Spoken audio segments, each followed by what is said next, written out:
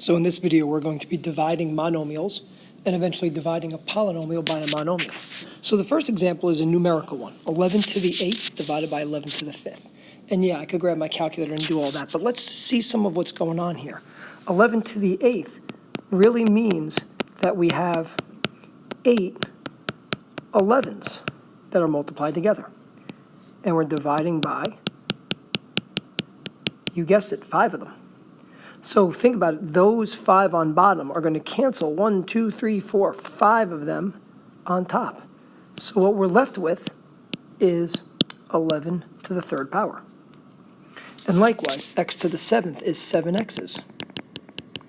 So if we multiply those 7 x's together and divide it by 3 x's multiplied together, you'll notice that those 3 cancel those 3, and we're left with x to the 4th. So that might motivate something to you. It might motivate that if you have x to the 7th, and divide it by x to the 3rd, and you get x to the 4th. Well, 7 minus 3 is 4. And in the previous example, 8 minus 5 was 3. So the idea that you can subtract the exponents is a big idea here. That when you're dividing these monomials, subtracting exponents is helpful. Just like when you were multiplying and adding exponents worked. Now, if we throw some numbers in front of the variables, if we get some more monomial terms, I see this 12 over 8. I think I'm going to reduce that because 12 is 4 times 3, and 8 is 4 times 2. So 12 over 8 reduces to 3 over 2. So this is equal to 3 over 2. And let's see now. I have 5 y's on top, and I have 3 y's on the bottom. So when they cancel, I'm going to have 2 y's left, and they're going to be left on top. So 3y squared over 2 is our answer.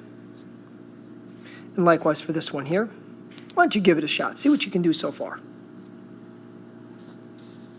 So when you reduce this, you reduce the 10 over 18. I think there's a factor of 2 that's common. So we're going to get a 5 over 9 so far. And again, I have 4 a's on top, and that is really like an 8 to the 1st on bottom.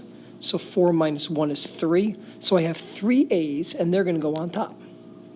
And likewise, notice here if I subtract 2 minus 5, I really get a negative 3. And I don't know if I really want to write it as like to the negative 3rd power.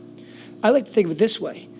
There's 2 b's on top and there's 5 on bottom. And after they cancel out, there's going to be 3 b's left on the bottom. So this is a preferred way to write the answer. If you wanted to write the answer using that negative and wrote it as 5 over 9 times a to the 3rd times b to the negative 3, you'd be okay. That would be correct. But we try to write it with the positive exponent.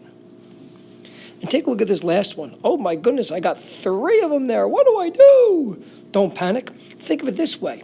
This is really like doing 3 problems at once.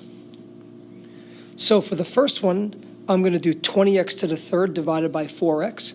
Well, 20 divided by 4 is 5. And if I have 3 x's on top and I have 1 on the bottom, I'm left with x squared. Then we're going to do the same in the middle. Let's divide negative 16x squared by 4x. It's going to give you a negative 4x. And likewise, if I divide the ones on the right, 32x divided by 4x is a positive 8.